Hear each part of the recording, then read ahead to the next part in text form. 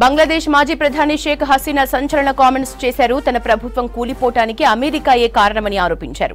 బంగాళాఖాతంలోని Saint Martin ద్వీపాన్ని US ఇవ్వనందుకే అధికారం నుంచి తప్పించారన్నారు.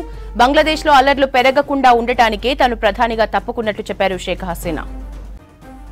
బంగాళాఖాతంలో ఆధిపత్యాన్ని నెలకొల్పేందుకు సెయింట్ మార్టిన్ ద్వీపాన్ని అమెరికా అడిగిందన్నారు షేక్ హసీనా. యుఎస్ ప్రతిపాదనకు తమ ప్రభుత్వం ఒప్పుకోలేదన్నారు. దీంతో తనపై కుట్ర జరిగిందని, లేదంటే తాను ఇంకా అధికారంలో ఉండేదాన్నని అన్నారు. బంగ్లాలో హింస పెరగకుండా ఉండటానికే విదేశాలకు వెళ్లానన్నారు. త్వరలోనే మాతృభూమికి తిరిగి వస్తానన్నారు షేక్ హసీనా. ఇటీవల బంగ్లాదేశ్లో రిజర్వేషన్లపై చెలరేగిన అల్లర్లు హింసాత్మకంగా మారాయి. నిరసనకారుల విధ్వంసంతో 400కు పైగా ప్రజలు మరణించారు. పెద్ద సంఖ్యలో ప్రైవేట్, ప్రభుత్వ ఆస్తులు ధ్వంసమయ్యాయి. దీంతో తప్పనిసరి పరిస్థితిలో భారత్లో ఆశ్రయం పొందుతున్నారు షేక్ హసీనా.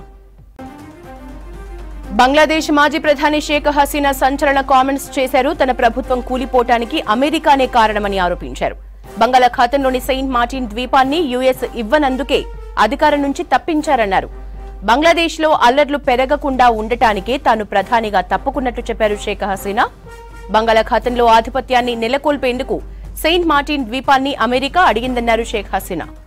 యుఎస్ ప్రతిపాదనకు తమ ప్రభుత్వం ఒప్పుకోలేదన్నారు. దీంతో తనపై కుట్ర జరిగిందని, లేదంటే తాను ఇంకా అధికారంలో ఉండేదానని అన్నారు. బంగ్లాదేశ్లో హింస పెరగకుండా ఉండటానికే విదేశాలకు వెళ్లాలని అన్నారు. త్వరలోనే మాతృభూమికి తిరిగొస్తానన్నారు షేక్ హసీనా. ఇటీవల బంగ్లాదేశ్లో రిజర్వేషన్లపై చెలరేగిన అల్లర్లు హింసాత్మకంగా మారాయి.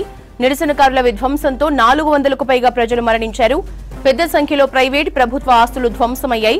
దీంతో తప్పనిసరి పరిస్థితిలో భారత్లో ఆశ్రయం పొందుతున్నారు షేక్ హసీనా.